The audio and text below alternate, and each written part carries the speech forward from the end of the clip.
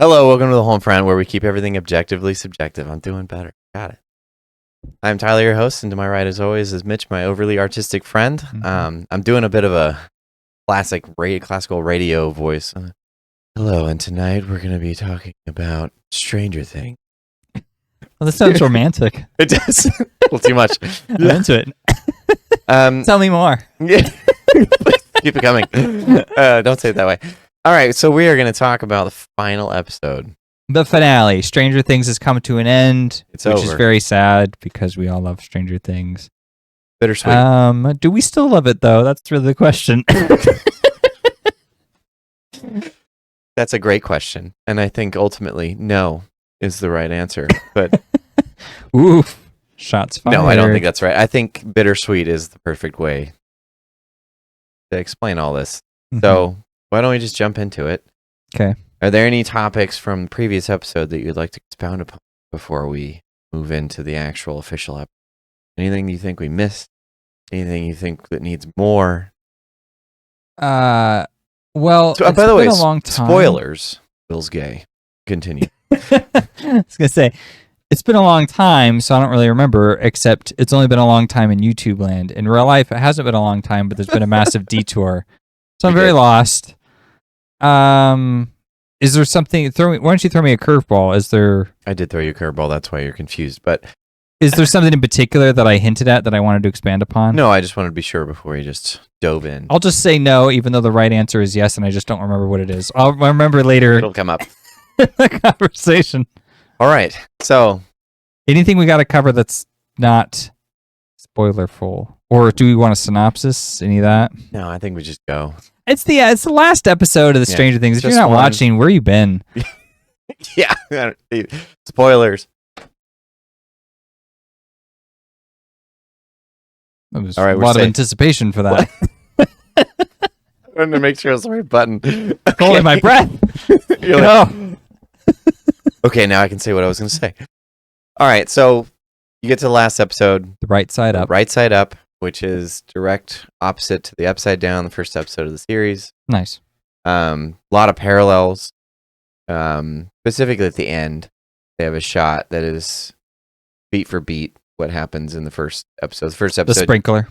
yeah, you had the sprinkler and then the D&D and all that Yeah. kind of stuff. So a lot of callbacks. I did like that. A lot of emotion in this episode. Some of it loathing, some of it love. There's going to be it's going to be a mixed bag today for sure. It's very mixed. Yes, I think that's the key ingredient here. Yeah. So, do you want to start with the stakes first? Which ones? As in, there weren't any. Oh yeah, yeah, nothing. I think that was the big problem. I think from the first episode, which I thought they were gonna jump into setting up the stakes, because I thought that Mr. and Mrs. Wheeler were out. I was like, oh, okay, They're dead. we're right out the gate. Yeah. Taking out two characters that are secondary, but that we care about, Right. and that the characters care about. And that would have been our warning that, like, hey, It's coming. characters are going to die. Yep, And buckle up, we sweetheart. predicted quite a few. We predicted like 3 characters at least would die. Yep. We should have put a hard number on it because apparently the number is 0. No, it's 1, but we'll get into that. So Yeah, if it counts. It's a side character at So- best. because of that, they took away any tension, I thought, from the finale at all. I was kind of that, and I think that was probably the biggest problem, because I was mulling over it for a couple days. And I was like, it just felt like almost not entirely weightless. Like the emotions were there, the bittersweet endings were all there. Yeah. At least for some of them. But Yeah. For the entirety of the episode, I was like, what is this missing? I was like, oh, it's because there were no stakes to begin with, and then they just continued through as if there were no stakes. And it was because they didn't commit to really anything. Yeah. They should have killed the Wheelers off if they were going to do that scene the way that they did. Mm-hmm. At least Mr. Wheeler. Yeah, Even though one of them. Yeah, I think one of them should have been gone. Right. And then one of them would have survived, and there would have been a loss in the family. And then that would have lent to potentially killing off one of the characters later, Right. which I thought should have happened. Mm-hmm. And potentially it did, but we'll get into that. So, Yeah. What about you? Did that affect your viewing of the thing? Yeah, it definitely did. Okay. But it was I the characters don't necessarily need to die. I don't want to make it sound like I'm just bloodthirsty for them to be killed. Even though that's just like take them out. That's just a way to get the other characters to respond, right, and have a particular development. So that's what we're looking for. It gives gravitas to the antagonist as well. Yes, it gives him power. It gives him like real threat. Like you remember back in season 4. They do a great job with the fact that he gets a kill every episode for the first like 3, and then the 4th one he goes after because for the first 3 episodes he's targeting characters that are ancillary or on the sidelines, and then in the 4th episode he targets someone who's a part of the main cast, and they almost get taken out. 2 people. Yeah, 2, and they get like we just barely rescue them in time. Mm-hmm. So it's very, very tense because the characters feel like they don't know what they're up against. They don't know how to combat the threat. They're just slowly grasping what's going on. Mm-hmm. So after that is established, the rest of that season, you're just on pins and needles. You're like, this guy can just show up and take you out. So we have to be, we've got to figure this out, and we got to figure it out fast. Yeah. And so that's where all that tension comes in. Max. So, and that was the cliffhanger for season 4, which is why a lot of people came back. They're like, well, what happened with Max? It clearly wasn't death, but it doesn't look like life either.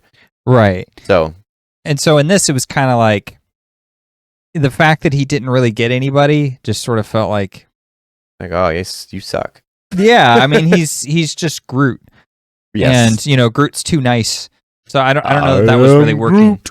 Speaking of Marvel, that was my other big complaint, is that I did not like this whole Marvel showdown with the Mind Flayer. Yeah. So they go to the Upside Down, which is really like, well, no, they go beyond the Upside Down into the actual other dimension. Yeah. Yes, they go to the other dimension, this other planet that's coming down and crashing on the planet, which, by the way, is your Majora's Mask reference. It's like a giant spherical object coming down and destroying everything.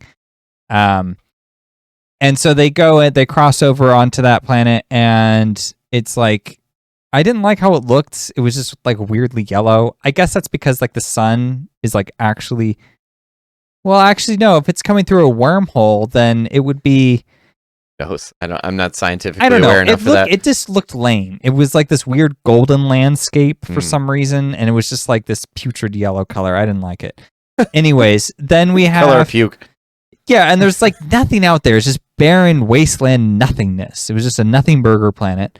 And then there's this creature there, and it turns into a giant monster, and then they like shoot at it and throw fire bombs and stuff, and it gets mad. It doesn't like that. And then L goes into its heart and beats the crap out of Vecna, and Will pitches in a little bit, and then he dies, and that's it, and we win. And I was just like, this is wrong. Like, for starters, there's way too many characters on this team. Yeah. And they're way too organized. Usually what happens in Stranger Things is the characters are scattered, and that's part of the main benefit the villains get. It's not something the villain asks for, but it's something the writer gives them, is that the characters have enough agency to where they're going out trying to live their lives, and then when the crisis hits, it's coming at them in different ways, and they can't all coordinate with one another.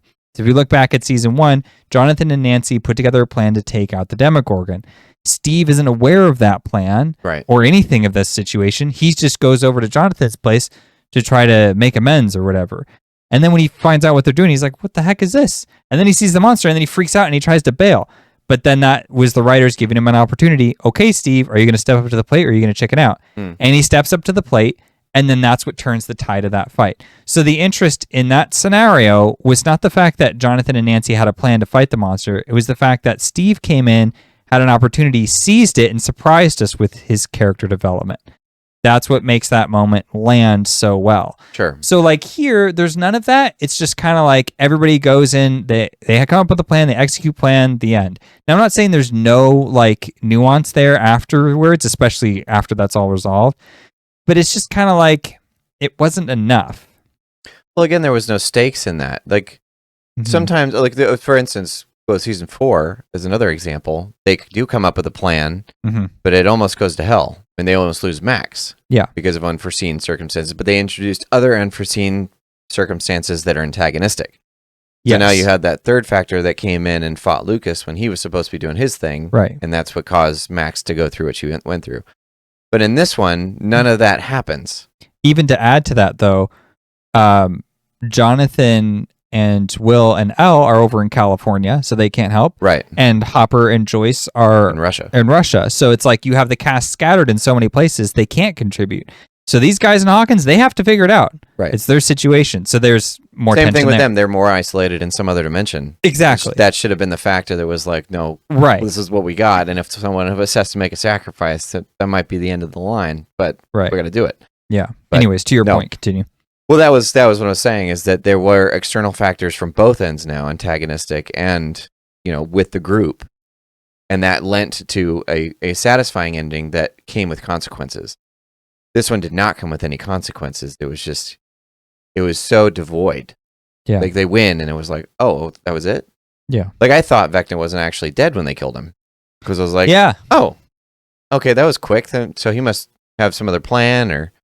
Right. Because it seems so easy. Because they set it up, the precedent in season 4 as well. Because, they blow him to bits there. Yeah. Throw him out and he gets impaled and they know that he's not dead there. So I was like, okay, so is this the same thing? Because you've already said that he can't die that easily. Right. And it's like, no, he's dead. Done.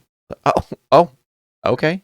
That's it. But I mean, there were other factors too. There were like Demogorgons, there you go. The Demodogs. There was nothing in this landscape to help him. The things he had. The bats weren't there. Where was his allies? They were just mysteriously absent? Yeah, completely. It was like, well, we only have the CGI budget for this one giant monstrosity, so we can't put anything else in here. Yeah. I have no idea what the reason actually was, but yeah, they were devoid. And like we were speculating that potentially 8 was going to help out. Mm-hmm. And so it'd be like Elle and Will versus 8 and Vecna. That didn't happen. Right. So I was like, you just made him completely... In fact, you introduced an entirely new entity that Henry is subservient to when you thought it was the other way around. I thought from season 4 that he'd gone to the wasteland and input his own will into these things.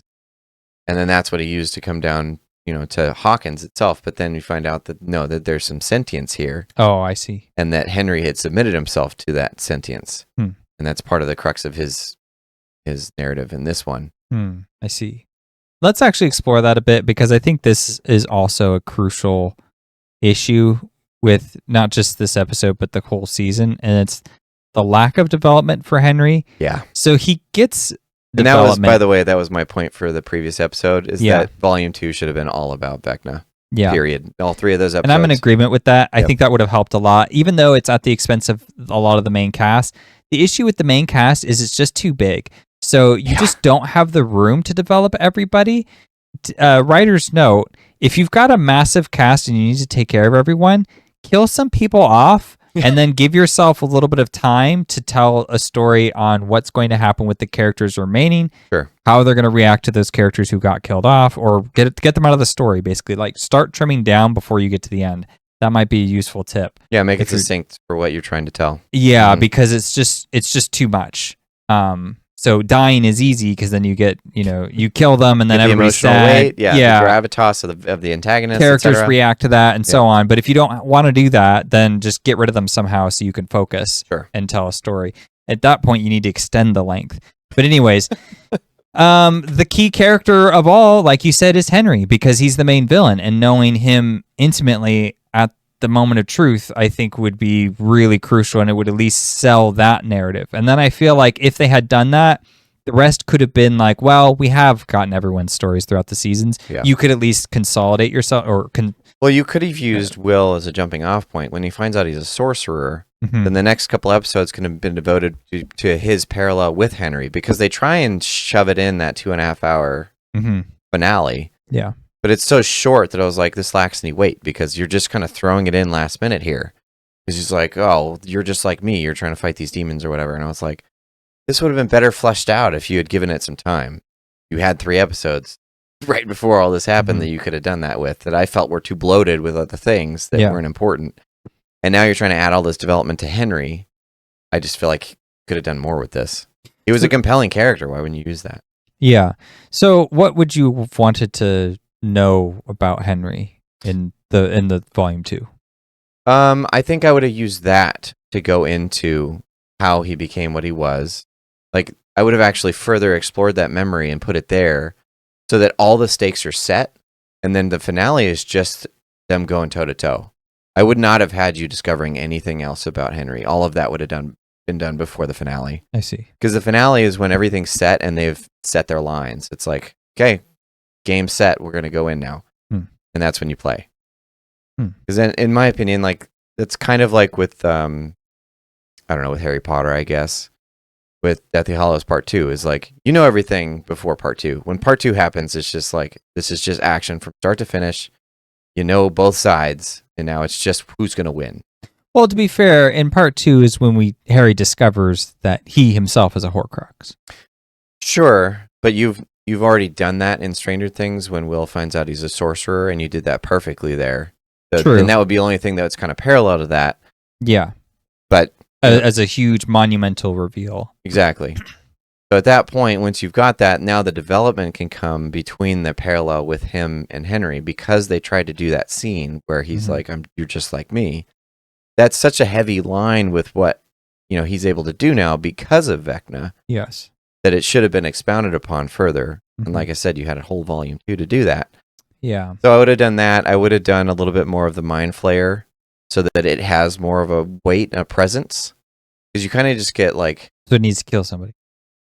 It needs to kill someone or exert something. some kind of influence that's, because you've seen it do something to Will in season 2 when he enters him or whatever and makes him a spy. But yeah, it had him have a presence. Like when the Emperor shows up in Return of the Jedi, there's a presence there because he's already got his, and it's similar here because you know Vader. So if Vader answers to someone, you know that guy means business. Yeah. So if Vecna answers to someone, he means business. And it's okay to show that. Yeah. And I think that, because they just want to show him as this monstrosity that El goes against or whatever. And I'm like, yeah, okay, it makes a cool poster. But I mean, what exactly are we doing here? Because in Star Wars, like the Emperor sitting there making the family pit themselves against each other was like, okay, this is what his gravitas is. He can manipulate Vader and Luke to his own will, and it doesn't matter what the outcome is because he's the one manipulating it. Whereas this one is just like Henry just kind of concedes at the end. It really seems like he's the one that orchestrates it all, but in reality, now you find out that this entity has imposed his will. Henry just says, yeah, I agree. And now they're just working in tandem, and you don't really know why or how or how much. Like maybe it's something where he's, I don't know, possessing Henry or something. And maybe Henry's still in there. Because they show him to be this kind of empathetic, sad kid when he finds the stone. Yeah. Because in season 4, he's like this sociopathic kind of child. Right. And I'm like, okay, so one led to the other. So maybe this thing's will is in him. And that's what's making him evil. Yeah. So it's like, maybe we should have focused on saving Henry then, if that's the case. Instead, it's like, nah, kill him. Yeah, to that end, I did like that quite a bit, Henry's memory, or at least parts of it. I like that he's like this Boy Scout, and he hears this screaming as he comes down, and then there's this guy who's just completely lost it. He's like injured and weak, he's got a gun, and he's just flipped out. Yeah. And so he shoots this kid and shoots him in his hand. And he's like spouting off nonsense, like, who sent you? Did they send you? And he's like freaking out. And that was like such a traumatizing thing for a kid to go through. Yeah. So I really did feel bad for him. I was like, this is terrible. Like, he's just a kid. Like, he's just trying to help. Like, to him, it's very black and white what's going on. And then you shoot him, he's going to have an intense reaction to that because it's like, oh my gosh, what have I done wrong? So he responds in a way that I don't think many people would, but I do think some of us would. Sure. And he attacks because he's like, well, if I don't do something, this guy's going to kill me. Yeah. So he just butchers this guy with a rock. And so that was like a horribly scarring event for the character to go through, but it seemed really significant. And the comparison reminded me a lot of Gollum because Smeagol is like this person who, when he gets in possession of the ring, it comes with a murder on his conscience as well, which I think makes it uniquely different than how Bilbo acquires it. Bilbo just sort of discovers the ring. Frodo just gets handed the ring. But for Smeagol, it's like he was so easily swayed by it that, yes, there's now this like overwhelming guilt and trauma that goes with the burden of the addiction to the power of the ring. Right. So for Henry's case, I felt like it was similar in the sense that he was being dealt to this horrible burden, but it was like at the same time that he was getting, his powers or whatever. The thing about it is that the way they give him his powers is that he just touches some mystical rock that was in a suitcase, and there you go. And it's like, wait a minute. So where did this guy get this mystical rock? Like, my assumption was just that I guess this guy worked at a laboratory where they were doing some kind of whatever studies. They found this rock. Maybe it came from outer space or something. They were studying it, and then he figured out like what it was or what it could do. It freaked him out, and he was like, well, I got to get this away from people because it's dangerous. So then he took it, escaped with it, and he thought the lab people were after him. But you see, the problem with my interpretation is it's just my interpretation. And I have to do like 10,000 steps just to get to this moment where this guy's right here. So we don't really need to know everything because this is Henry's memory. I get that. But it's like their method of giving him his powers was like, it's a mystical rock in a suitcase. And so it's like, how? You know what I mean? It's just like there's going to be all those questions because it's not like people in real life just find mystical rocks that gives them psychic powers and makes them go insane. You know what I mean? So speak for yourself. Yeah. My friend Joe. No, I guess my assumption is that they're relying maybe on some source material because Stranger Things is based on a lot of conspiracy theory type material. Namely, the Montauk Project, but I don't think that has a mystical stone in it. I haven't finished the book, but it's about the government doing experiments on kids with psychic abilities. But I don't think it explains how they got psychic abilities. They might try and unlock it themselves, but I don't think there's any external source to it. Mm-hmm. There's all kinds of theories that people have some form, or certain people have some form of telekinetic ability anyway. So I think they were just trying to use that, manipulate it for time travel, there's a bunch of things in there. Namely, though, so his name is Duncan, the main character of this book, or the kid who has the telekinetic ability. He's trying different things and eventually opens a portal which unleashes this creature. And the creature runs out and kills a bunch of people. So like that's the main inspiration for Stranger Things. And originally the Stranger Things was called the Montauk Project. And that's what like the main cast was auditioning for before they switched the name. Yeah. So I think there's probably some other source material probably within this conspiracy realm, which I'm minimal on all that stuff. But between that and like 80s references was probably what inspired the stone. But again, you have to do all these leaps when they gave you all the other information in universe for Stranger Things for you to understand everything else. Mm-hmm. So to just leave this one up to interpretation is odd.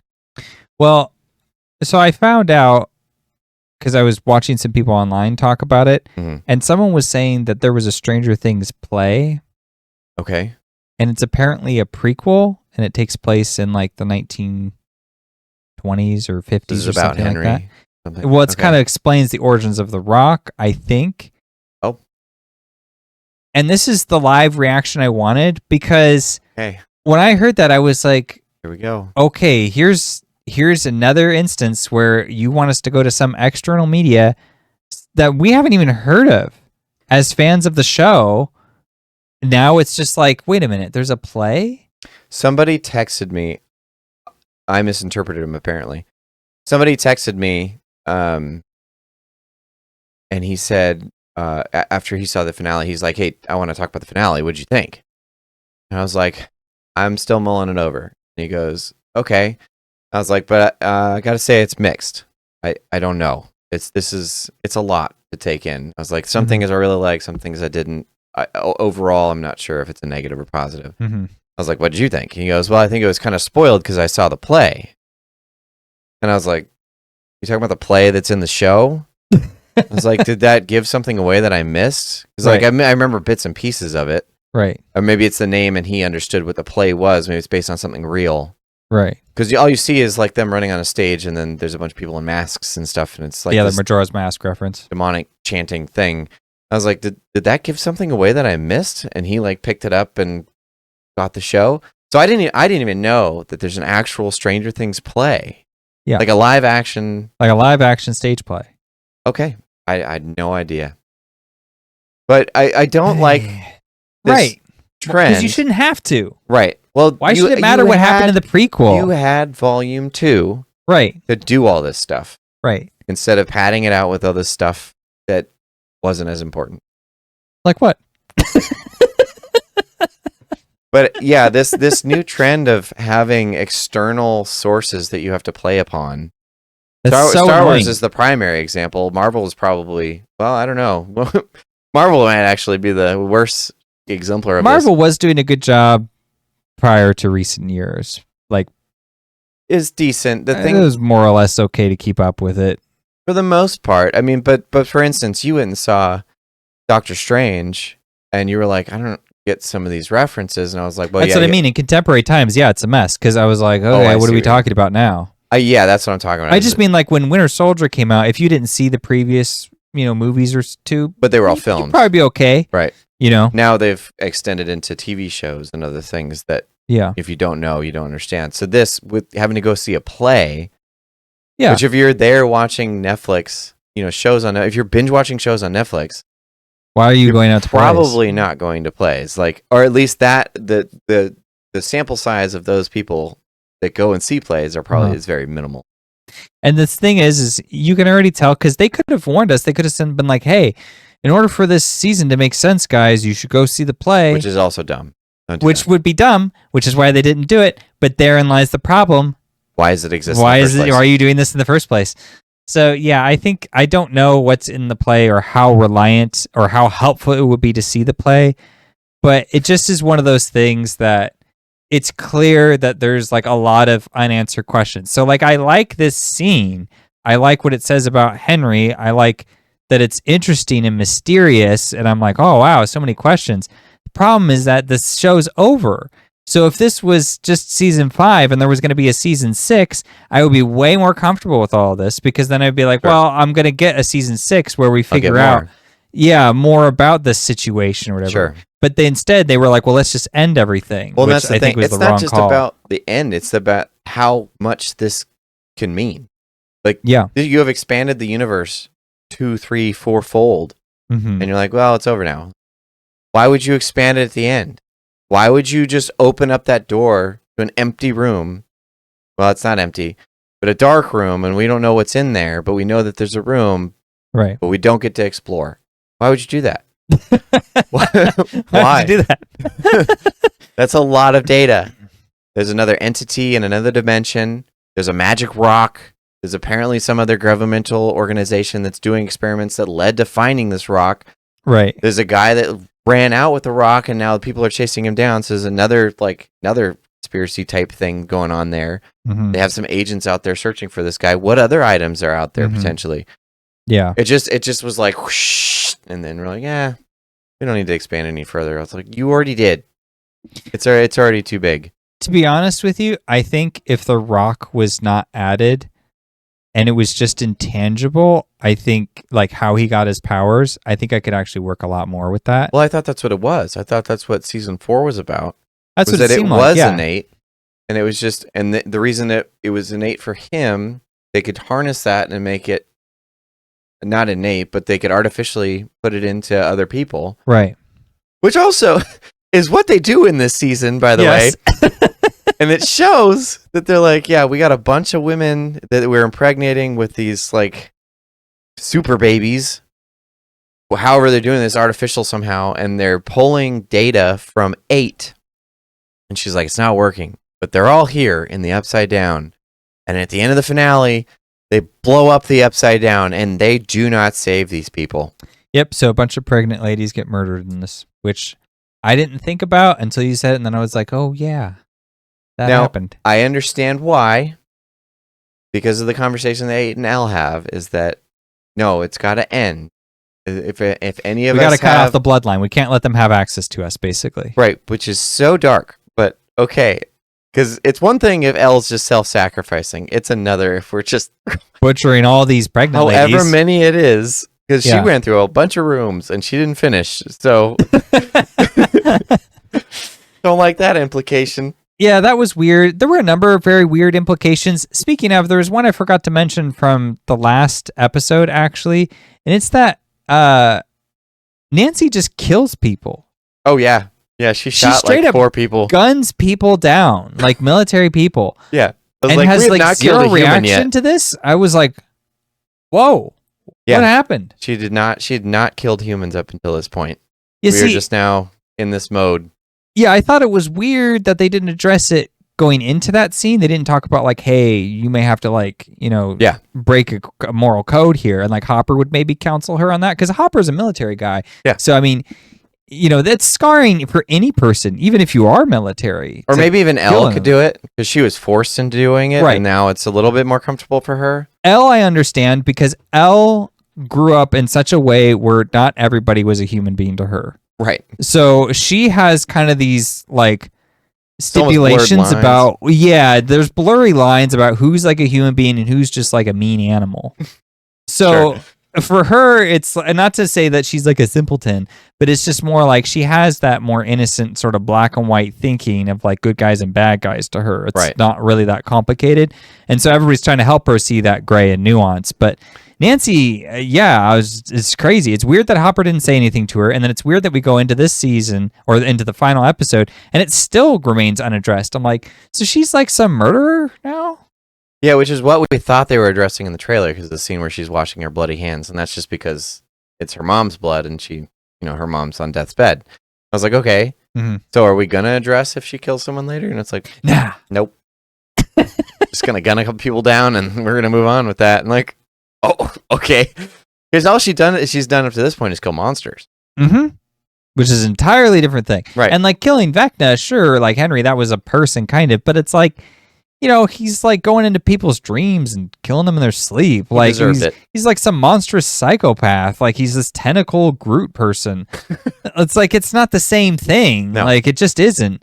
And so like most of these plebes are just guys they got their orders and they're just at the station, and that's just what their job is. Yeah, they're just ordinary American citizens signed up for the military and then got part of a special program, security posting. Guys. Go for it. And Nancy's like, I'm going to end that real quick. It was even weird to me earlier in the season when Hopper was shooting them, because he wasn't shooting at them, he was shooting them. And I was like, whoa. But at least you can understand that one, because he Yes. has been a soldier and he understands that, like, you guys signed up and you're on the wrong side. Right. This is what it is. And if Al gets caught, that's the end of... Right. So, sorry. That leads to far-reaching consequences. So, yeah, sorry, you're caught in the crossfire, but it is what it is. You're in the So, way. yeah, I reconciled that in my head, but it's like this steadily escalation. Like before in season 1, they don't kill people. And then when season 3 rolled around, it's the Russians that are the bad guys, so he shoots some Russians in it, but it's like, well, they're the Russians. Screw that. Yeah. Which I could say because I am Russian, so screw it. Yeah, speaking of which, anyway. But then in here he's shooting Americans, and I'm like, getting closer and closer to home, guys. Yeah. And then now it's like Nancy doing it. It's like, what's next? Is like Holly gonna like stab a guy? Like, yeah, she's just. Again, with Henry, it made sense contextually. It kind of makes sense, but how come she's not just like spray and pray or trying to get them to like duck heads and stuff? Yeah, She's like, pump, pump, pump, pump, like right in the chest, like you're going down. Well, it'd be helpful if they address it. Like maybe they're wearing bulletproof vests or something, and I'll just aim for that. Or I'm just going to keep their heads down while we get through, because we don't need. It's not about killing people. It's just about getting past them. Mm-hmm. So as long as they're not shooting at us, we're okay. Yeah. But yeah, it didn't get addressed, and that would have been it had been a heavy but effective emotional point for one of the characters. Speaking of this topic, by the way, I wanted to take this time to guess what your biggest pet peeve was in the finale, because I'm pretty sure I'm right. And if I'm not right, I will be right once you hear it. Okay. It might be something you didn't realize, but I'm pretty sure you did. There's a what's the word I'm looking for? There's a trope that sometimes writers will use in Hollywood. It's really annoying. And that trope is when they know that you're expecting someone to die. And therefore, we will make it seem like someone will die. Yeah, I did not like this. They faked out Steve's death like 3 times. Yeah. They faked out like 2 or 3 other people's death like twice. I was like, why are you removing all the gravitas? Like, we're already struggling to find what the stakes are. And Right. you keep putting them in front of us like you should, Right. and then just ripping it away. Mhm. But the first one was when Steve almost flew off the tower. Yeah, the moon crashes down and then knocks over the pillar, and then Steve's like, "Oh!" And they did this in the most egregious way possible. They did You're it right. as This is the worst part. purposely as possible. Yep. Yeah, he like is hanging out. He's like, and then it cuts to black, and it just holds it there for a super long time, so that everybody's going, "Oh no, what's happening to Steve?" And then it cuts back, and Jonathan saves it, which I understand is good for their arc, but you could have done that in a different way. For one, two, they did it on purpose, like I said, because they knew everyone's expecting someone to die, and it's probably Steve. I was like, one, Steve wouldn't die this way. Like, you'd make it heroic. You'd make it a decision he made. Mm-hmm. But two, like, yeah, you kept us in suspense like that. And they're known for like these long, dramatic, like emotional ways of getting rid of someone. Like they make sure to give a proper send off, and they didn't do that. So I was like, okay, it's clearly not a real death. Right. What's so frustrating about it is that you get the brief little moment, but it's only in the first seeing. Mm-hmm. The only time you'll get the reaction you get is the first time you see that. Right. And so it's good for like a theater experience. Like you'll get all kinds of emotion in that room, which I did. Everyone, like the air was sucked out of the room when that happened. Like everyone's, I mean, it's mostly high school girls or whatever, but like it was that reaction that they're looking for. And I was like, this is cheap. Right.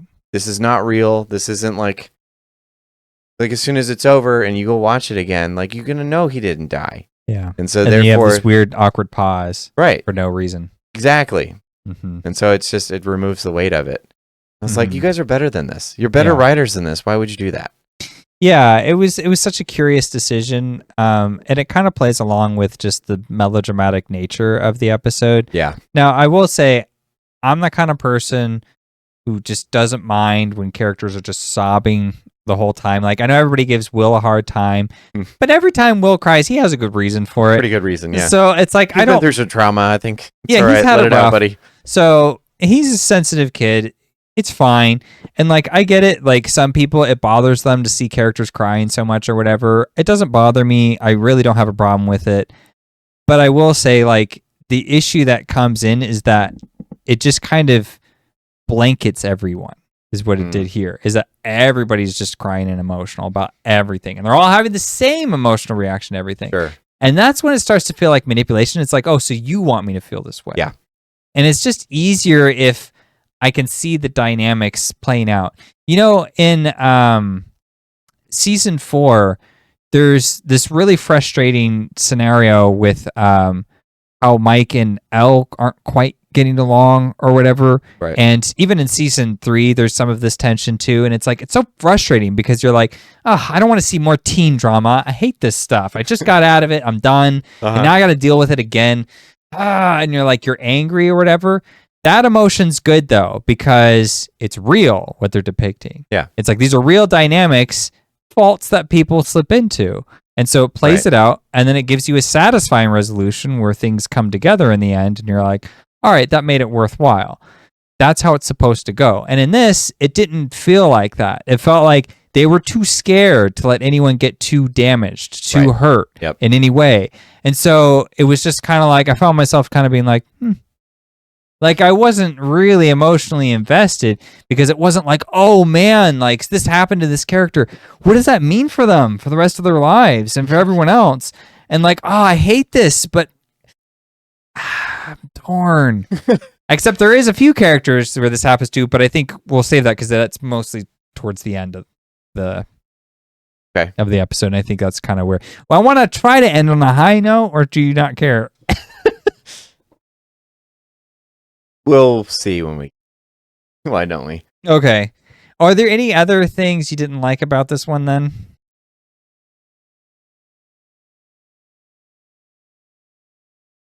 There was. Were you trying to avoid the other blatant fake out, or do you want to?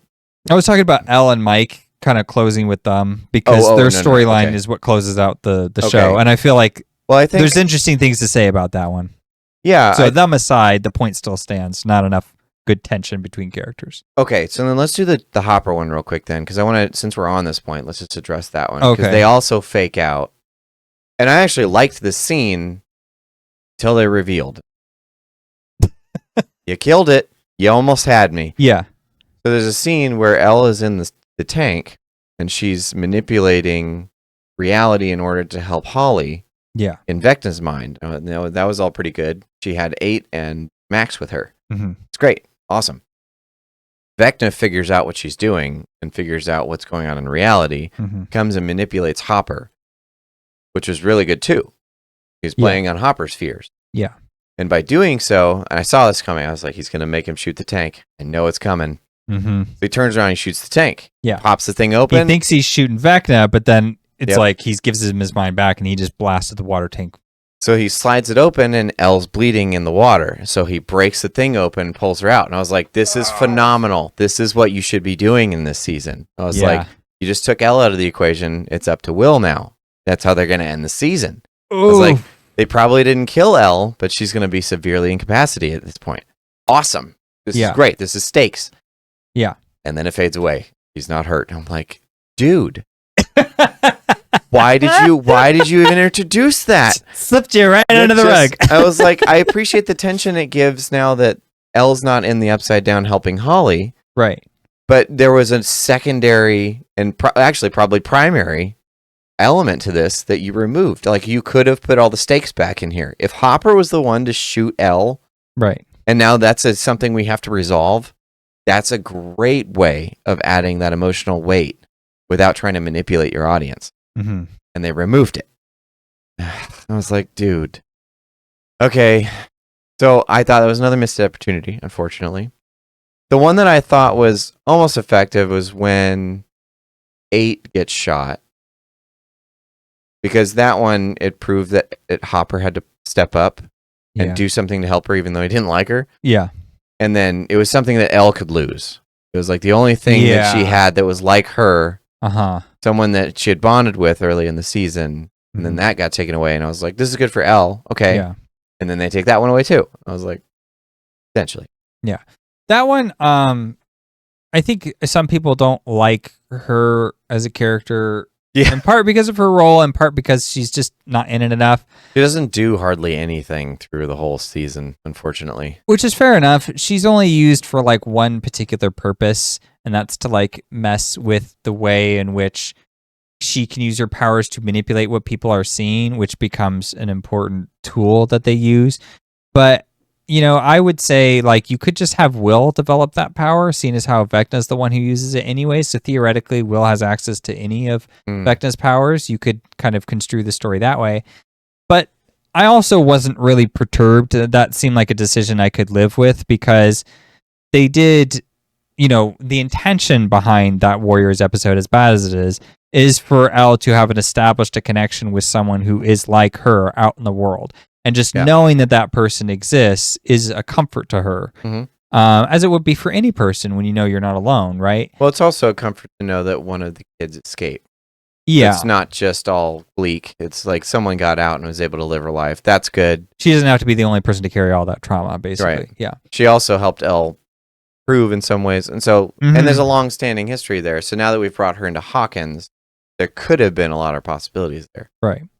So I still like the idea of her turning evil, but I kind of got that because she took this hardcore stance of how to deal with the situation. Sure.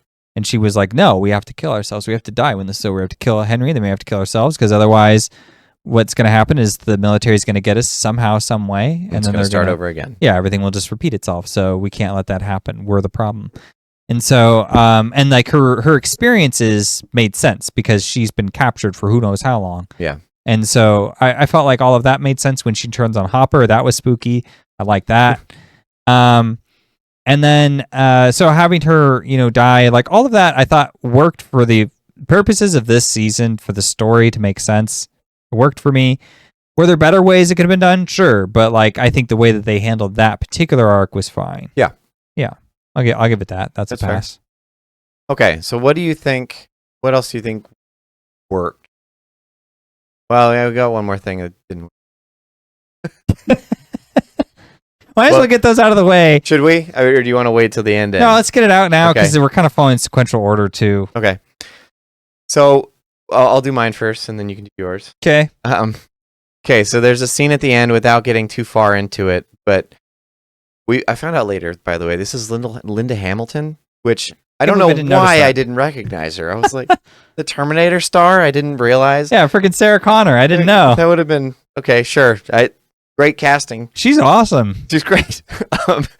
She did a great job for her role. The thing about it was they do not resolve it properly. So our crew comes out of the Upside Down after defeating Vecna. Then they're captured by the military. I was like, okay, this is cool. Yeah. I forgot that she was still around. Right, because the tension starts to, I mean, we're real deflated at this point. It's like, well, Vecna's dead. We're moving on. It's like, all right. But then the military show up and it's like, oh, shoot. They have been making plays in the background. Now we got to deal with these guys. Right. So that's good. Really good. And then something happens where it takes Elle out of the picture. And I was like, okay, so now what do we do? Now she doesn't get Elle, like what she wants, which is the only thing she wants. Yeah. But she has all these other people that were involved with her and foiling her plans, by the way, foiling the general's plans, Dr. K. So we just put them in custody, or how do we resolve this? No clue. We're all gone now. It's just Made to black 18 months later. Yep. Everyone's free. It's all good. Everyone's happy. I was like, this is not what this character. She would have put them all in cuffs, interrogated all of them. Yep. She would have actually tried to find out, and probably would have found out, that the kids all now have abilities. Will everyone else that Vecna was using in the Upside Down, the 12 kids, because she has them all in custody, and then she would have proceeded to try and experiment on them. Assuming they even have access to their abilities still, which remains unclear. Which is unclear. Because they were possessed. They didn't get his blood injected into them. Sure.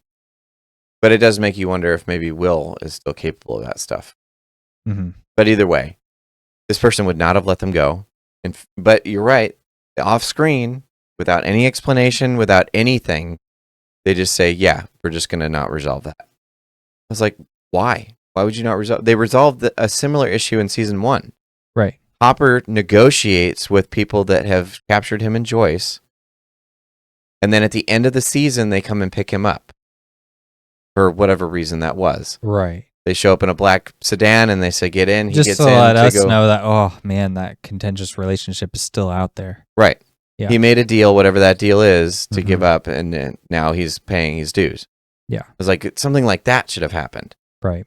But instead, it's just completely unresolved. It's so strange.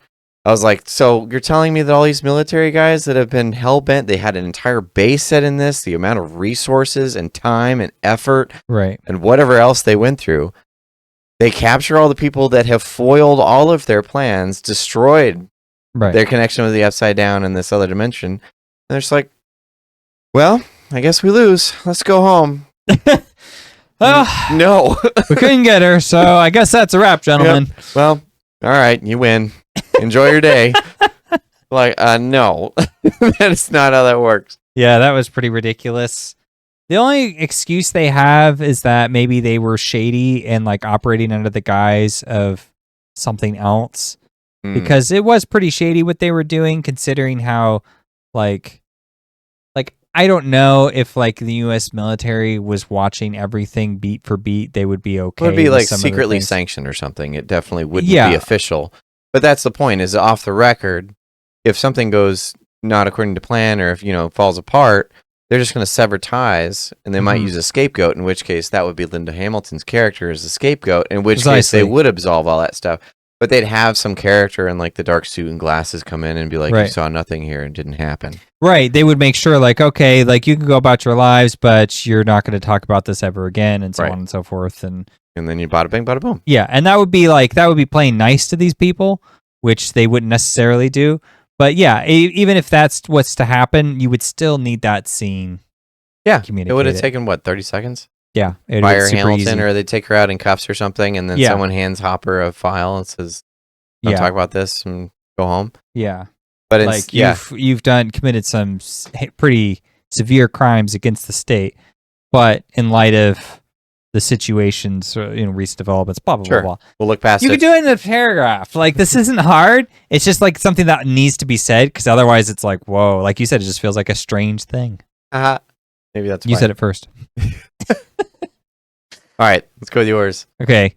Well, actually, I'm gonna crowd a little bit into your territory a bit, Oh no. because you said this was a highlight. I thought it was kind of a negative, but it's Joyce ultimately delivers the final blow against Henry. Okay.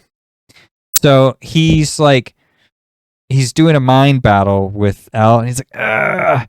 And then like Will gets in the action and is like, and then like pulls him back, and then he's like, ah. And then she impales him, but the two of them, they impale him on the spike. Mm-hmm. And then he's gurgling for like 10 minutes, coughing up blood. It was so long. Well, he goes quiet so that they can have their dialogue moments, and then when everyone finally is done, then he starts all right, gurgling. I gotta remind them I'm still alive and that someone needs to do something about it. Right. And then Joyce walks in and then just hacks this guy. So you like this because of the first season.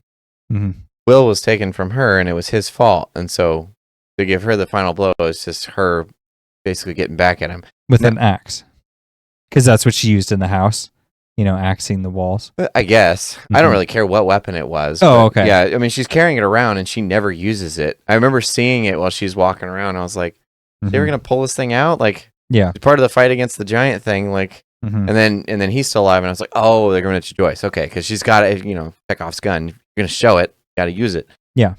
So I was like, oh, okay, so it's going to be Joyce. And I was like, I appreciate that it's Joyce, because she's the one that kept all this going. Like, season 1, everybody didn't believe her, and she kept on. It's only right that she finish it. Right. And it's her son that was taken. And so, he caused all this pain in the first place. So it damaged her son, damaged her, damaged her family. Yeah. So, and then obviously messing with other people that she loves as well. Yeah. I was like, yeah, this kind of feels earned. Mm-hmm. So I agree with everything you just said there, 100%. Okay. I do think all of that makes perfect sense. This was definitely an instance in which they understood which character needed to take the action. So this is a lesson that the Game of Thrones writers needed to understand. Certain characters have a role to play. Yep. Joyce's role is that she gets to deliver the final blow, because for all the reasons you've just said, this matters most to her, and she's the one who started everybody down this path to actually address it. It's only right that she finishes it. So all of that's great. She has the personal vendetta against him and all that. The problem is I just don't like how they did it, because we went through an entire season where I felt like I got all of zero Joyce development. She just appears, and her action here is entirely reliant on the previous seasons. And I'm like, okay. So it just, I don't want to be too hard on it because we're already complaining about so many other things, but it was something that I felt like, okay, this is just coming at me. This is like the answer I wanted, but like without any of the things that would go with it, It's like giving someone a bowl of top ramen, but it's just the hard noodles. There's no hot water. There's no seasoning. It's like, this is top ramen, kind of. Missing some essential ingredients. I think she got all of her development through those seasons. Like, I understand that you want it to be partly in this season too, but I think her development here was her love for Will, despite what else was going on. I mean, I'm just going to go with the sorcerer thing, because that's got to be pretty terrifying to now see parallels of the thing that you want to kill in your own son. Right. But at the same time being like, no, he's my family, he's my son, and I know that he's got good intentions in him that are not going to lead him down the same path. So with that, and also it's that thing's fault that he's like that. But her development is by accepting and loving him through all this stuff, and then allowing him eventually to let it go. And so she allows him to become his own man.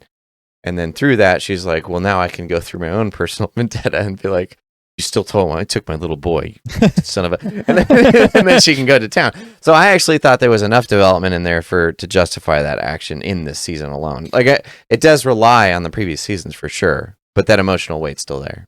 Yeah, I mean, yes and no. Like, as she's hacking him away, and it takes her like 50 wax. Well, we had a bunch of memories to go through, and it had to But go that's with each with one. yeah. It starts doing this Rolodex of like, well, let's take a trip down memory lane. Let's remember what he did. It was like, I saw the seasons. I know. Yeah, so it does the whole remember thing, which I don't hate, but again, it just felt like an excuse. I'm like, how come I just didn't like? I should just be right there with Joyce. I shouldn't need a reminder of the previous seasons. I would much rather just see her story arc in this, because I'll give you a case example. Dustin has a very unique character arc for him in this season. That's not something the previous seasons really have much to do with. It's just an aftermath of the previous season. So here's the arc that he's down, and he gets a resolution to that. So I'm just saying, any character who's going to have a big role like this needs to have a similar kind of treatment. Okay. And so she was just regulated so much to the background. I mean, it was just too many characters. That's why. Yeah. I mean, to be fair, they did use her. She has quite a few conversations with Will. I guess I just didn't feel like they were really pushing her. Like, none of them were doing that. They were just like back and forths of like explaining things about themselves. The most emotion you get is probably in the first volume, when she's really resistant to letting Will out of his shell. And then Will finally gets that. But once volume 2 hits, you don't really see her much more. It's pretty minimal. Yeah, I mean, she's mostly just being a parent, trying different things. Yeah, that's fair. Whereas like Dustin was like, had real hostility with Steve, and it was like, oh, you guys are you guys even going to be friends? Mm-hmm. And then it's like he has this breaking point, and then you're like, oh gosh, okay, I get where, like, now it's solidifying their relationship and it matters more to us. Like, that for me was like, okay, Steve and Dustin, friends for life now. Sure. Like, now I understand like what their connection was. Before, I understood that Steve became kind of a mentor out of happenstance, not because he really wanted to. And over time, he sort of matured and took that role a little more seriously. And that was nice to see. And Dustin kind of went through, the tween stages. So we followed all of that, but it wasn't this like brotherly bond kind of thing, which is how it ended. It was just like, oh, these guys they're close. No one's coming between them anymore. Gotcha. You know what I mean? And so it's just kind of like, now's the time to add that meaningful weight to Joyce and Will, if that's what they're going with. So, and I just a missed opportunity, right? With more time spent on her, you could have. Another season. But we needed an 8-minute monologue. See, that's the thing. Again, I said it before. It's like Will should have told Joyce maybe, and that would have been an important scene. Them reconciling something if it needs to be said. But then, like, instead, it's like it's drowned out. She can't say anything because there's like 10,000 people in the room. So it's like, she's like, well, what am I supposed to say? Like, good for you. Anyways.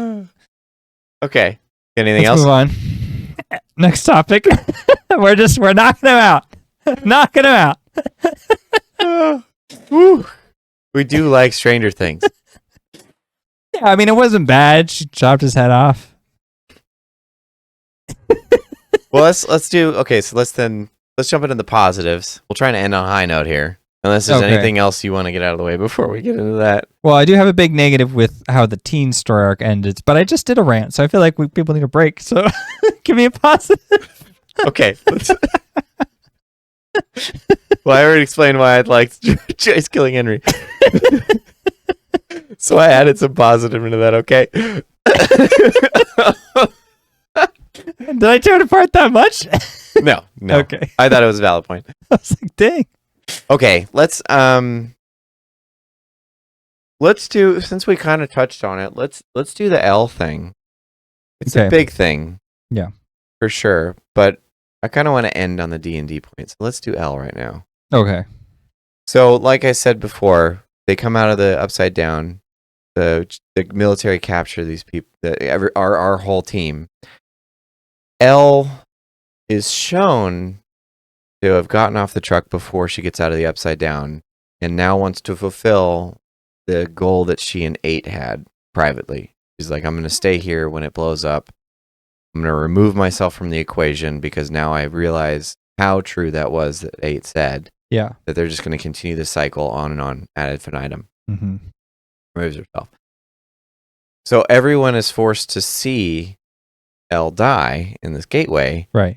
And As so the upside down implodes, it Right. takes her with it. Yeah. and now we no longer have this connection to this other world, this other dimension. Yeah. So that all was fine. I was a little sad. I was like, of all the characters we could have gotten rid of, like I know.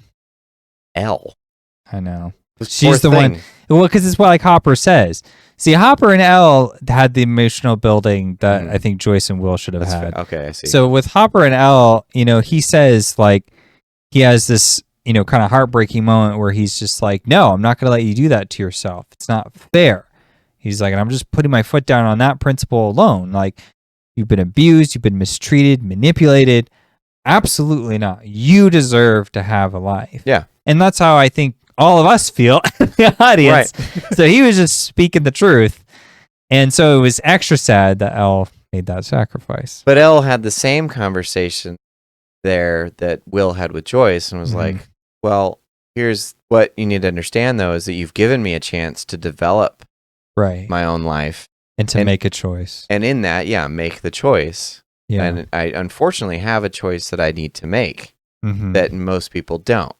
Right. And like the knowledge is out there that I am this thing, and this thing is what started all this to begin with.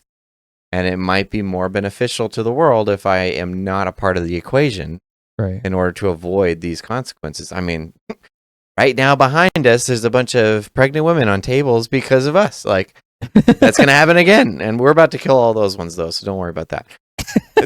We're going to clear up that real fast. But yeah, so she explains that it's her decision to make. It's not Hopper's. Because Hopper is inserting himself in this equation, which is the problem. Is that, well, I've lost Sarah. I don't want to lose you too. And Elle's like, well, it's bigger than you, is what you're not understanding. And now that is up to me whether I want to keep it in the world or not. And she's like, well, I've kind of made the decision that I don't. Because ultimately, the consequences of me staying are worse, even for me, than it is if I just go. So she makes the choice. And then you have this long emotional moment with her and Mike in the upside down or whatever in their minds. I guess. Yeah, she like telepathically speaks to him. Which that was great. Poor Mike. I'm not sure who's the worst position, Mike or probably Hopper, because he's already gone through Sarah. Yeah, but then it seemed like he had, in some ways, he had the tools to deal with it, to move on. Yeah, he was fighting it so hard, but when he actually has to go through with it, it seems like he's able to. And that did make sense to me because I did feel like she approached him with a lot of love and kindness of like, hey, like, you give me something special and I'm going to use that. Yeah. You know what I mean? And so it's like he hadn't failed in that respect. And so it's like, it's a contradiction to just say like it's all bad from his point of view. But from Mike's point of view, he was the dungeon master who was supposed to get everybody out of this alive.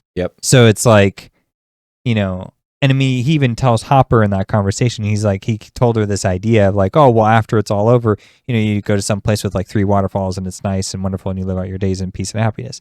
And he's like, but I told her a fantasy and that was stupid and childish of me. I should have told her a real plan of what I was actually going to do. And so he's being, in addition to being hard on himself, he's also like reinterpreting his own actions to say like, well, let me pivot and let me do something else. When really like, it wasn't a terrible thing he said because it was coming from, his sincere self. He wasn't filtering himself for Al's sake. Yeah, that's fair. And she has a big problem with liars. She doesn't like that. Right. And so like, but it wasn't a lie. That was the hope. But that's what I mean is that like, instead of him, he wasn't like manipulating his own language to try to get something out of her. He was just speaking how he understands the situation. So she does appreciate that. It's earnest, Yeah. Which is what she had when she made her choice. So she knew all this information and decided that this was her choice to fulfill, and that's the choice she made. It's shown later that Mike has a theory that maybe she didn't die. Right. And I wanted to ask you, actually, what did you think? Do you think the theory is true, or do you think she's actually gone? But what do you think first?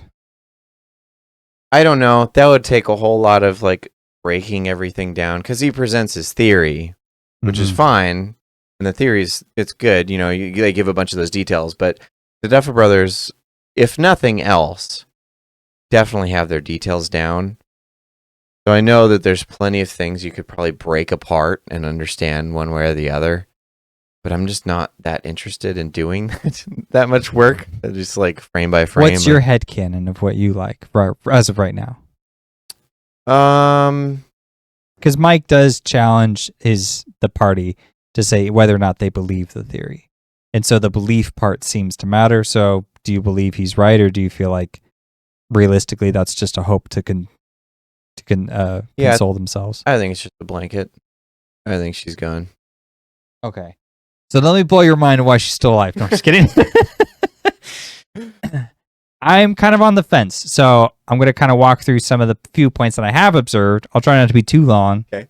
But there's a few that I think are worth pointing to.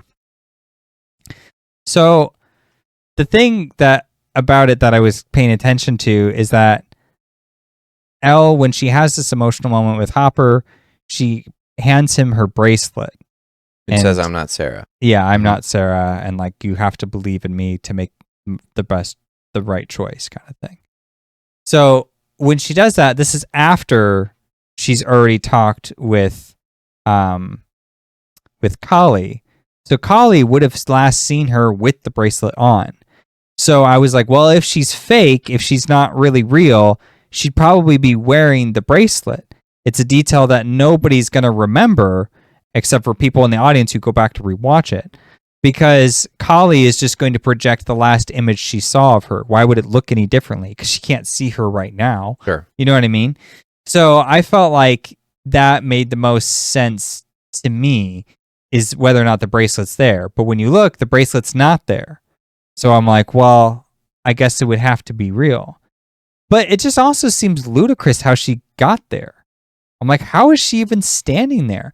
Because as soon as they open up the back of the truck, those things are like... Yeah.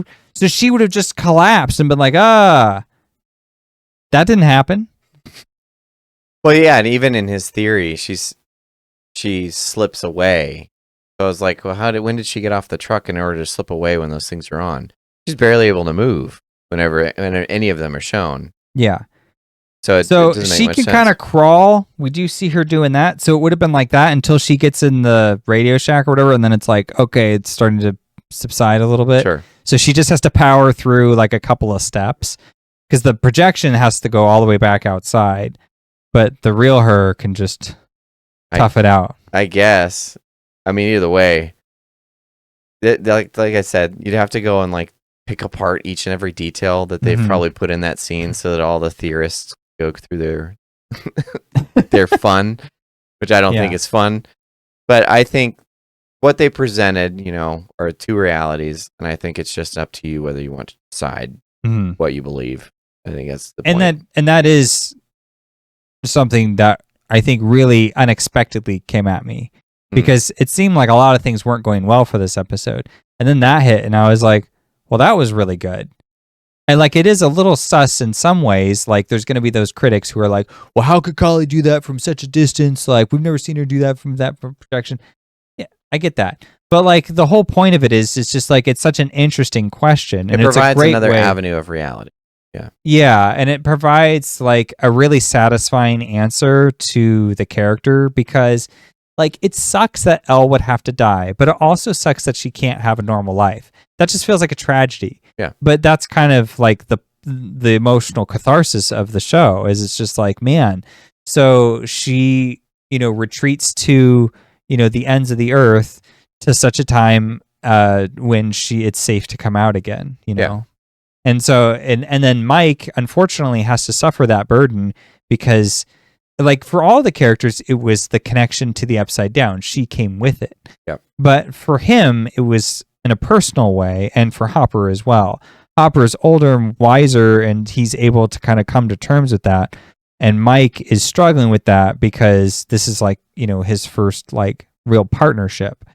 And so the thing with him though is he becomes a writer, which I thought was a great resolution for his story. He writes down the stories that everybody went through. Sure. And so he documents it. He's like among the entire cast, someone in that has to remember what happened, right? And so he takes that burden on to remember it. and type it all down. They give him the glasses, make him look all writerly. I love that shot. It's great. That was good. The typewriter, yeah. Yeah, the typewriter. That was great. But yeah, it's almost like it's possible that one day Mike will just be in his house, with his dog or whatever, typing, and then like there's a knock on the door, or he just comes down to the kitchen, and Elle's standing there. And that's something that I kind of get to make up and hold on to, Sure. I just like that they gave us like something to just kind of like imagine and think about. Yeah. And it's such like that felt like a special way to end that particular story arc. I felt, which I think was the right way to do it. Yeah. Of the decisions they made, I think that was a good one.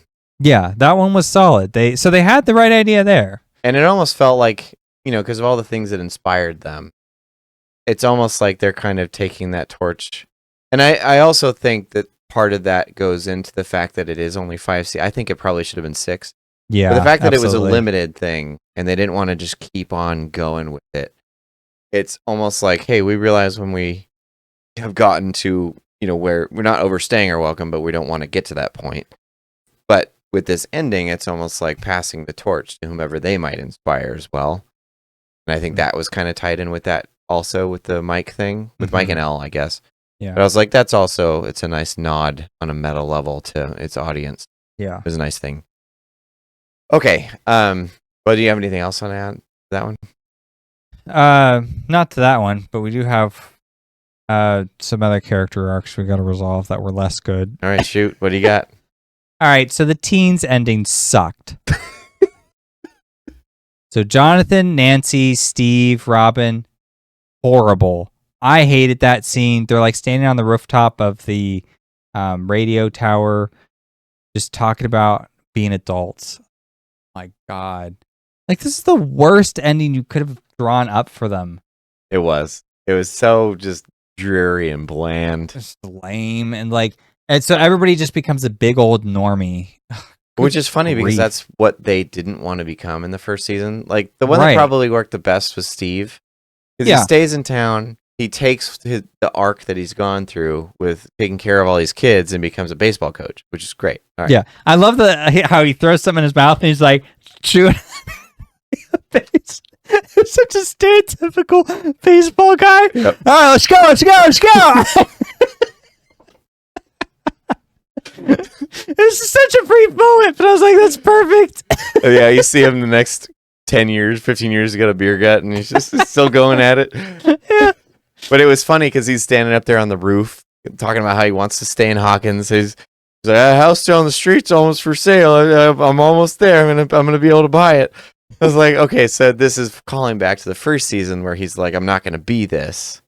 I'm going to be something else. I want to do something more. I want to go to college and be able to be successful and wealthy or whatever it is that he's looking forward to. Mm-hmm. I don't want to be like my dad, who just kind of like lives in suburbia and got, married, settled down, and really doesn't do anything with his life. He's normal job and everything.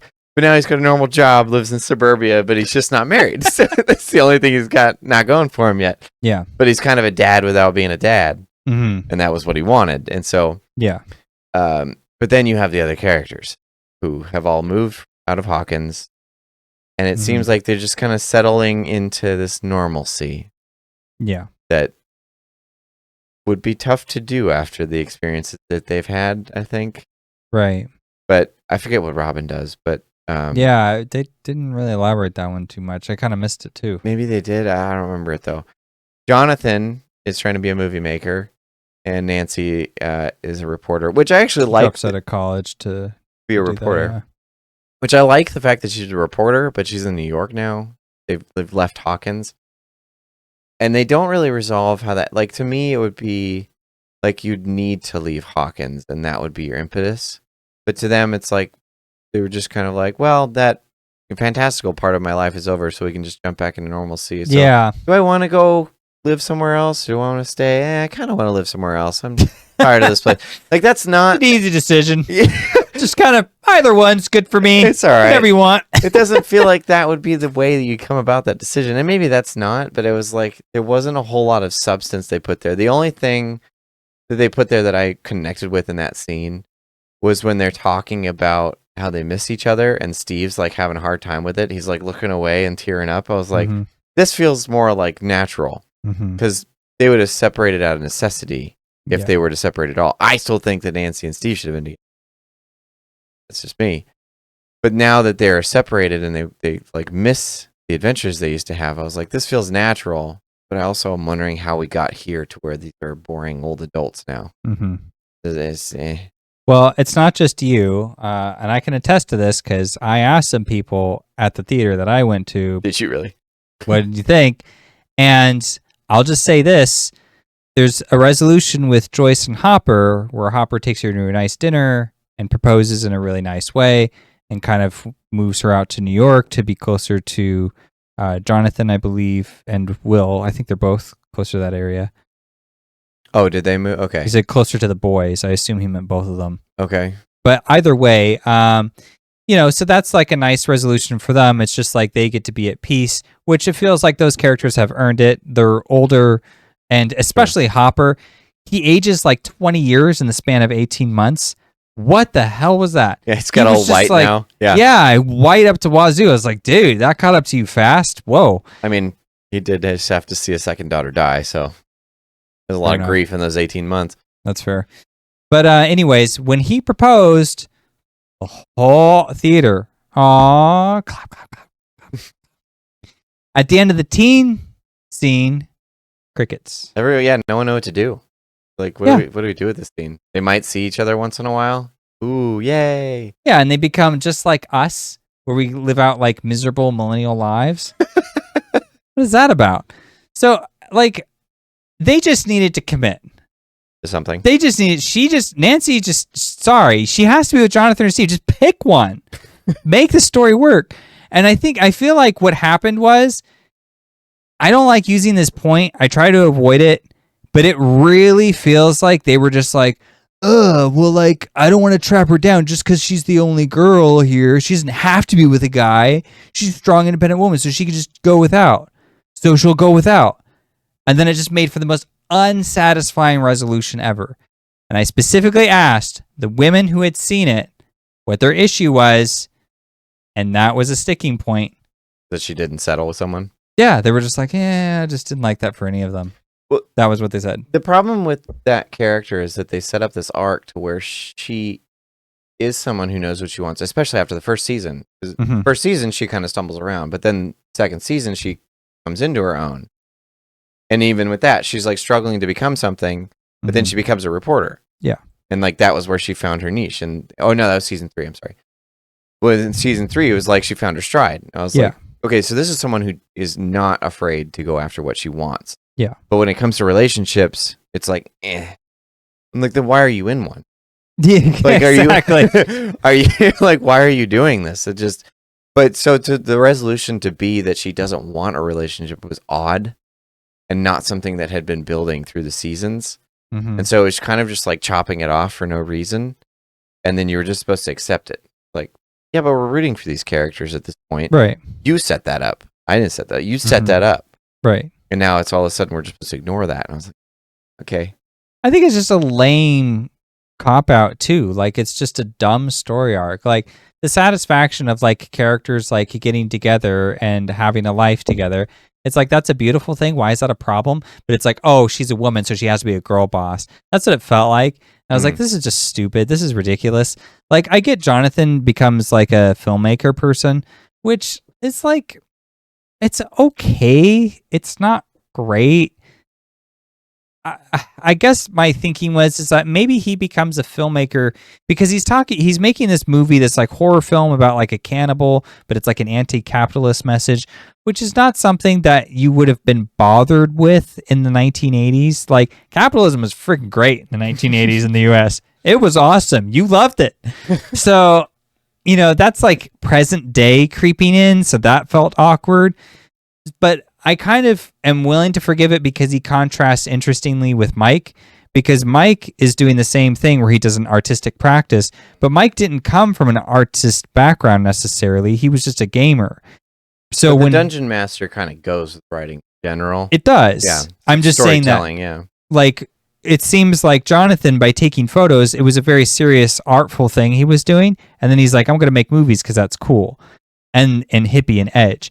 Whereas like with Mike, it's like, I just make games and that's fun and cool and edgy. But then it's like, now serious reality has hit me and I'm going to now use that same talent to do something more mature with it and now tell the story. Okay. And that story is going to be something true, but I'm going to add the elements of how I felt and what mattered to us emotionally in the text. And so you see where there was like a cathartic resonance with how he becomes a writer. With Jonathan becoming a filmmaker, it was just like, well, that makes sense, right? And it's like, yeah, it does, but like it doesn't. I don't feel anything. You know what I mean? Sure. So it's just kind of like, now if he continues to be a photographer for Nancy as she's, journalist, that's interesting. And maybe they go hunt down like supernatural stuff because they've got the expertise. Sure. That could be rad. That would have been a rad solution. Or Nancy plays into the narrative of what she was running from. And because she recognized that she was just being kind of dumb and just trying to be edgy, when really that's not who she is. And she's like, now I have a chance to be who I am. So like, sure. It's like, because she went through the mill with the upside down and everything, it's like now it's more meaningful to her to just like settle down and have a family, because it's like that was in jeopardy for a long time. Right. And I was fighting against it because I didn't like it. And then I realized that I may never get that. And now I want it. You know what I mean? Okay. And that would have been a cool message too. And so it just felt like all of this mean-spirited hate towards Steve once again, because Steve can't have anyone. What is this problem? Why can't Steve just settle down with somebody? He wants it so bad. And so at the end of the story, it's just like, F you, Steve, again. And then we'll just get some throwaway storylines for Jonathan and Nancy. It was so lame. It was the worst part of the entire show for me. It's just so unsatisfying. And then Robin's just tagging along, hanging out, whatever. Yeah, I forgot what. Oh, the other once someone brought this up too. She throughout this season, actually, I was going to say the episode, but the season throughout season 5, she's constantly hinting at a date at Enzo's with Vicky. Mm-hmm. Yeah. Now, Hopper and Joyce also had that. Yeah. Previously, and they get to settle in. Yeah. Like that's where he proposes eventually. Yeah. Not going to happen with Robin. They don't get. That was weird. Yeah. I was like, I thought they would pan over and then we would see Vicky and Robin at the table. I was like, at a different table. You alluded to this. Yeah. You said you got a date, and then no, we don't need to do anything with those two. Yeah, what was that about? What did they do? That honestly would have just solved everything. I wouldn't need to know anything else about Robin. I would have she got her day at Enzo's with Vicky. Yeah. I'm satisfied. And you're already at Enzo's. You're already there. It's so easy. All you had to do is like, yeah, maybe they're like in the background, like applauding for Joyce and how it was just weird. I was like, did we forget that we did this? Like, what are you guys doing over there? I think they generally had too many characters and they just forgot stuff. Probably. Yeah, like Derek's parents who are still in the barn, probably dead by now. Just like they starved to death. They're like, help! Some monster came through, ripped it out. Someone took our son. We ate pie and didn't wake up. Oh, this is all bad. Help, please. No, they just die alone. Okay. So many things that they forgot about, which is weird because it's like when you're writing a script for like 4 years, is it really that hard to remember everything? Especially when you have more someone... than 4 years. There's like a 2-year gap between 2 of the seasons. Well, but I mean, 22 was season 4, right? No, I think it's 23. 23? I think it was. So then it was only 3 years. So they only had 2 years to write because it took them like, I don't know how many months. Oh, you're talking about just it. for this season. Just for this season. I'm just saying they for this season, because for small details, that's where you would, like, yeah, big picture stuff you come up develop in advance, but the small stuff you figure out in the 2 years of writing. So they had at least 2 years to write this with nothing else to do in their lives, and there's 2 of them. They might have had other things to do. Fair, to be fair, but point taken. You had plenty of time to make this happen. Yeah. You missed that. So weird how these mistakes creep in. Speaking of the dinner scene at Enzo's, mm-hmm. they made a comment in there that I think a lot of people missed. But originally, this show is called The Montauk Project, as I was discussing before, mm-hmm. based on this event. It's kind of like the Philadelphia Project, but I would recommend the read. It's fun. But originally it was called Montauk Project, and I think what happened was that they went through a lawsuit because of what it was called, and it was based on the source material, and it was too close. So they had I don't know if it's copyright or whatever, but they ended up landing on Stranger Things. Anyway, in the last episode, Hopper mentions that a radio operator, a friend of his, has a job in Montauk for him. I was like, oh, that's a nod. Because the Montauk Project is about a radio operator in Montauk unlocking all these memories about stuff that he used to do. They got wiped from memory. Anyway, I thought it was fun. It was a brief little random nugget. Yeah, it's a nice bit. Okay, let's do Dustin's speech real quick, and then if we have anything else, we'll try and do it, and then call it. So Dustin makes his speech. He's valedictorian, graduating high school. This is the end of the show. And he takes on Eddie's role, who in season 4 had said, I've been in this last year of high school for like 3 years or whatever. He's like 21 or something, or 20, 21 in high school. And he's like, this is my last year and I'm done. And when that happens, I'm going to take my diploma. I'm going to flip off the dean or whatever, the principal, whatever. And I'm going to walk off stage in a blaze of glory. I was like, okay. Like, I don't know what principal did, but sure. I mean, you seem like the delinquent here, but whatever, sure. So Dustin takes on that role, and he's like, now he did one thing I liked. I liked the speech for the most part, but he's wearing the robe. He takes off the robe, and he's wearing a Hellfire shirt. That was awesome. And I was like, that part's good because of what he set up in the first episode of season 5. Because this is not an acceptable thing to wear. And he's like, I don't care what you guys say. I'm wearing it anyway. Eddie did a good thing. You guys will never know the hero that he was. So to do that at the graduation was like, he's doing it for Eddie. Like, that's good. Like that. Then he goes through this whole kind of overlong speech and then flips off this principal who I was like looking at. I was like, have we seen this? I think we've seen him like twice. And I think the first one was when he comes in to get the kids after Will goes missing in season 1. And then he says some words at like Will's the like thing that they had at school for him. And he might have shown up like one other time.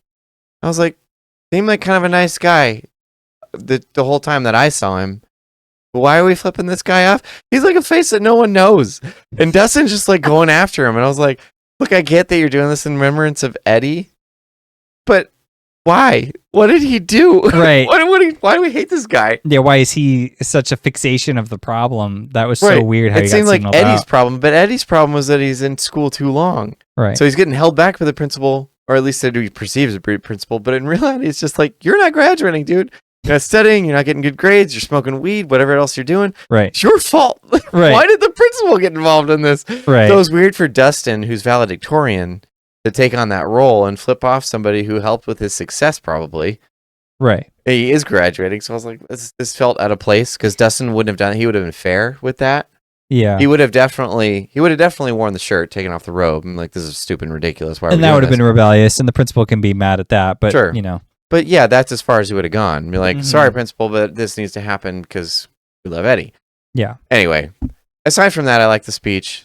It was fun. It was kind of a nod to 80s films with like high school and coming of age and all that kind of stuff. Like that was good. But yeah, it was kind of like another one of those mixed bag things. I was like, this is kind of just how you're doing the whole episode, man. Like, I'm really not sure how to feel about this. Yeah. But I don't like some of it. I'll tell you that. Mm-hmm. But anyway, did you have anything to say about his speech or anything? No, I think you summed it up perfectly. Okay. The last thing that I want to say is that the ending of the episode was perfect. Yes. So to transition us away from the graduation, what's her name? Stacy, I think. She's like the hot girl at school or whatever. Oh yes, the blonde. Yeah, she comes up and invites her to a party. Invites Dustin to a party, even though he's still being super awkward around girls. Yeah. And so this is like this achievement now because at the end of season 2, I think it was, with the ball, the snowball. That's right. Where, Dustin was like trying to get a girl, and then he couldn't do it. I think it was her. I think it was her, yeah. Her. And then Nancy dances with Dustin because he's like super hurt, poor thing.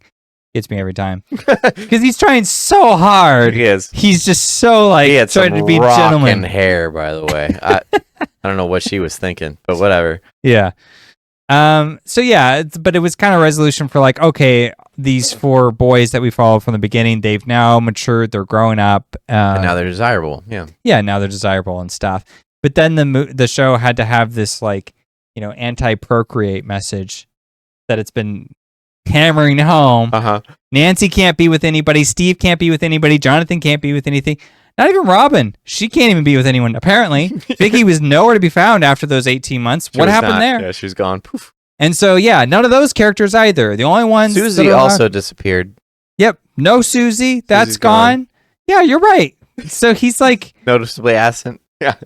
He had a girlfriend last we heard. Apparently, she's not in the picture anymore. No procreating. That's the message they're spewing out. The only one who's allowed to do that is Lucas and Max for whatever reason. Fair. We got one couple out of this. Joyce and Hopper, that doesn't even count because they're not going to have kids again. Probably. They already had him. Yeah, they already had him. Hopper's definitely. He's like, I'm done. Yeah, Hopper's done. No more. I don't think Joyce can handle the stress. I mean, she can, but I don't think she should put herself through that. Sure. But yeah, so we got nothing. Anyways, they decide they're not going to go to that because we can't procreate. And they go home and play D&D, which is what they should do thematically. It's just also funny that it coincides with this weird message that they had. This weird, like, resistance. What was great about it was... But that was the odd scene, so maybe I should have done this differently. But she invites Dustin to the party. Mm-hmm. Mike comes up. He's like, I got a better idea. And I was like, oh, they're going to go play in D&D. That's cool. Right on. Mm-hmm. But instead, let's shoe in this scene with all the teens that have now grown up into this horrible mediocrity. Is that when they put it in? That's when they put it in. Oh, really? I thought it was before then. No. He says, let's go do something else. They shove that one in, and you're like, ugh. Brutal. And then they go to the D&D. And I was like, we should have gone to this first. Why did you do this? Like, it should have been that they were at, the Wheeler's house, and they're all just interacting there, and then the boys are downstairs playing D&D or something. Like, it was weird how disconnected it all was. Yeah. Like, I like that they're on the radio tower, but I was like, you didn't accomplish anything here except to make us feel bad about their situation in life. Because they don't even resolve right. It's like, yeah, maybe we'll see each other once a year. And I'm like, after all that we've been through, like, this feels sad. But then they go, this one felt way better because it was actually resolving the characters and also something from the show. Right. So downstairs, they're playing a campaign, and they've included Max now, which is great. Yeah. And Max, not having done this before, is getting like all into it. Yeah.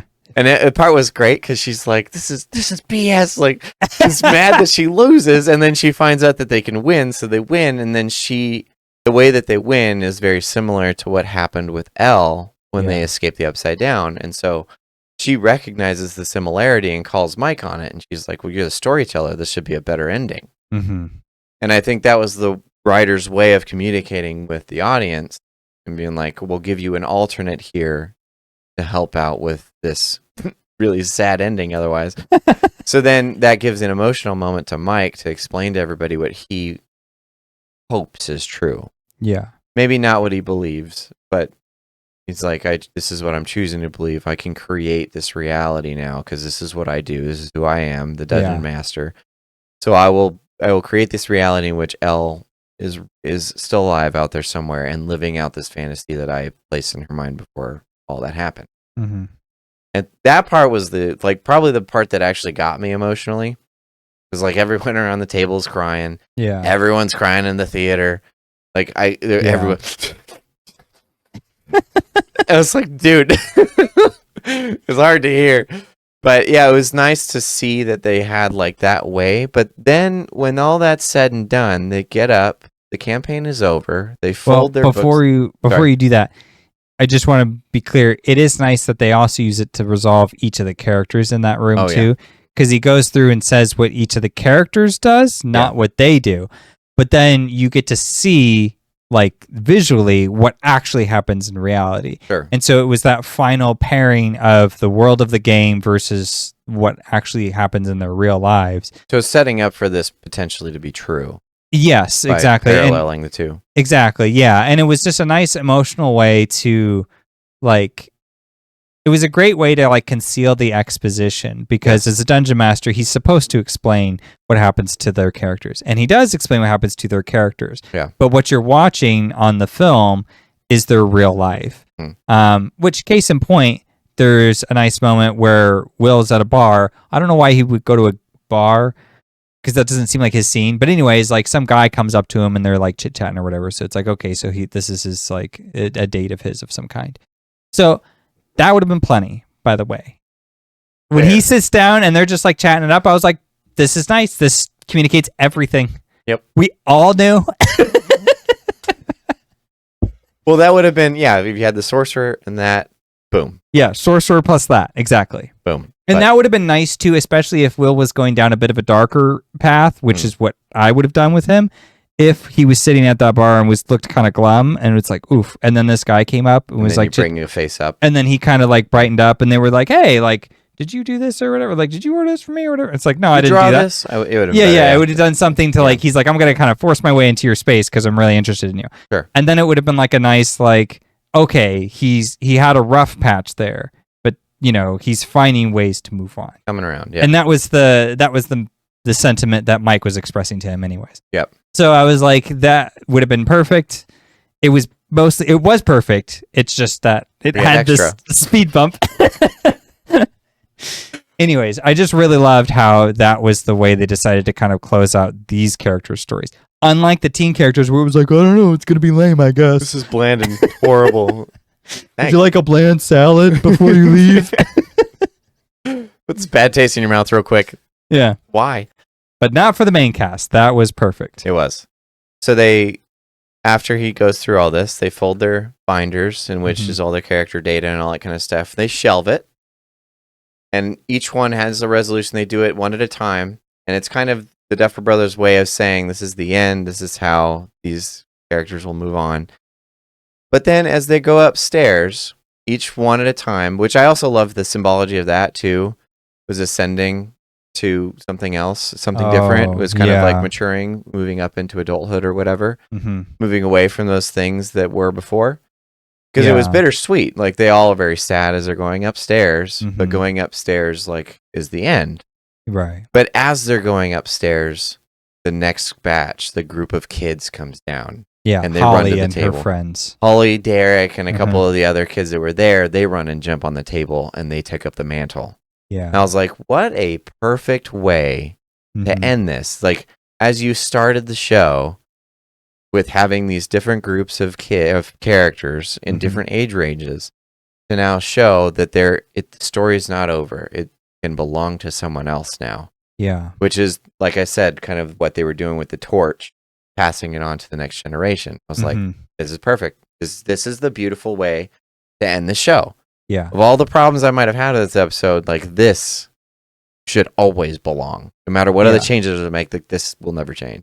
Exactly. Beautiful. Yeah, I love that too. I heard some people not liking Holly very much because they felt like she was a distraction with Holly. For the main cast. Holly was great. Yeah, Holly was great. And the reason why she was so great is because there's always new additions to the cast every season. Yeah. Holly was that one this time. It just seemed like she already belonged to the Wheeler family and now she was getting an unnecessary amount of attention. But it's like she had finally grown up into an age to where she could have a storyline. Yeah. And so it perfectly fits with her coming in at the last season to then be given the mantle. Makes perfect sense because she just wasn't old enough to be in that position to receive it, right? And now she is. And so now she is given the mantle of Dungeon Master. And I totally agree with that sentiment entirely. Beautiful. Yeah, I thought it was perfect. I also love her group of friends that she brings with her because it starts off with like, you know, the original, it's just like a group of boys, right? And so this time she comes in with like, she's a girl, Holly, and she has a couple other girls with her. And they have Derek, who's just like a pain in the butt. And he's just mouthing off like, someone farted. Just like, but it's funny because you see the reactions, like everybody now knows, like, Derek's a loudmouth. He just says this stuff. And so they just start laughing. Yeah. And then they just roll on. It's like, okay, I'm only going to give that so much attention because it's mostly just funny. And it's almost like Derek just responds to that. And it's just like, well, I'm going to say it anyways. But anyways, I'm done now. And then I've said it. So now that I've said it, I'm over it. So like, even in that brief moment, I felt like, you could see that they were genuinely forming friendships. It wasn't just like, hey, we chose some random characters and threw Well, them they were there. also pretty unsure of each other still. It was still brand new friendships, and you can tell that from the performances of the actors, which is really cool. Yeah. And they were even kind of hesitant with the dungeon thing. They're like, this is nerdy and weird, and like, why it smells like old pizza down here and whatever. Yeah. But then they start to like kind of shift as the scene goes on. It's real brief, but you can tell that the interest starts to gain a little bit of momentum. And it's like, well, clearly this is the next generation of dungeon players. Yeah. And it's like this eclectic group of kids, right, who have now become friends through the harrowing adventure that they went through. Yep. Even though it was the tail end, and we have so many memories and things that led up to it. For them, it was just this like wild moment. Yep. So they're still young enough to now be really fascinated with the D&D game and to kind of poke at that. Yep. And like maybe they'll have adventures of their own. So yeah, it was a beautiful way to end that. And I also felt like if they did continue, it's like, I know they're done, but like it is possible to continue with that group. Sure. And to make up like a new storyline. You have plenty of unanswered questions, so as we've laid out. Don't feel like you got nothing to do. Yeah. Yeah. But be careful with those spinoffs. Yeah. Easy to start getting lost in the weeds with all that stuff. And don't like it. I don't like what Walking Dead did. I don't like what Star Wars did. So it might just be best to let sleeping dogs lie at this point. Yeah. You made your choices, whether we agree with them or not. They're made, so call it. There's a lot of things to poke at that were just really weird. I don't actually think they'll get better with time like the other seasons. I've been wrong before, but I just don't see that. There are too many glaringly obvious plot holes. Because my issue before wasn't plot holes when I rewatched it. Sure. My issue had more to do with the fact that it just was trying to take on new things that I wasn't ready yet. So when I became ready and took them on, it was easier. But now this is just kind of like take on unanswered questions. Sure. That's odd. I don't usually lack have of to do resolution and disappointment and yeah. Anyway, any other closing thoughts? We've gone pretty long on this one. This might be our longest episode yet. Might be. Yeah. But I think deservedly so. It's the end of an era. End of an I era. remember the first time I watched Stranger Things. It's been 10 years. That's crazy. Bittersweet. Yeah, it's weird. Doesn't feel like it was 10 years ago at all. Yeah, it's like the ending. I mean, this is a cultural event. Like this is something special. And it doesn't happen that often. You know, Star Wars, Harry Potter, Lord of the Rings, Stranger Things now. These are very large, impactful things that come through the culture. Yeah. And so it's very special. It's fun to have been a part of it, especially in the way that, you were a part of it. So it's interesting to see it go. But at the same time, it's fun to have been part of that. It's a large community. Yeah. So, yeah, I think call that the end. We might do other Stranger Things videos at some point, but they'll probably do more Stranger Things content. How much we're going to participate, I guess, remains to be seen. We'll see. It does suck the idea that there would be more, though, because I do like the Mike and Elle resolution, and I do like the Mike passing the torch. Yep. It just feels like that's such a perfect, appropriate ending, which is weird because a lot of it was really rocky throughout that whole finale. Yeah. A lot of it didn't seem But like they had that one down. But they had this down. That had been figured out, I think, long in advance. Probably. They probably figured it out when they wrote the first episode. Yeah. But, well, I think we should call it there. Scott. Yeah. Bittersweet ending, but it is an ending. So, thank you guys for jumping in with us. It's been fun. We're going to find something else to beat up and bash and appreciate, and we'll go from there. But as of now, goodbye, Stranger Things, and thank you for all the memories.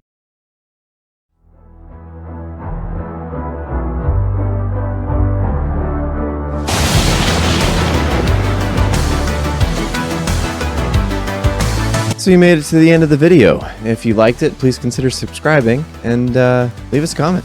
We'd love to hear what you thought.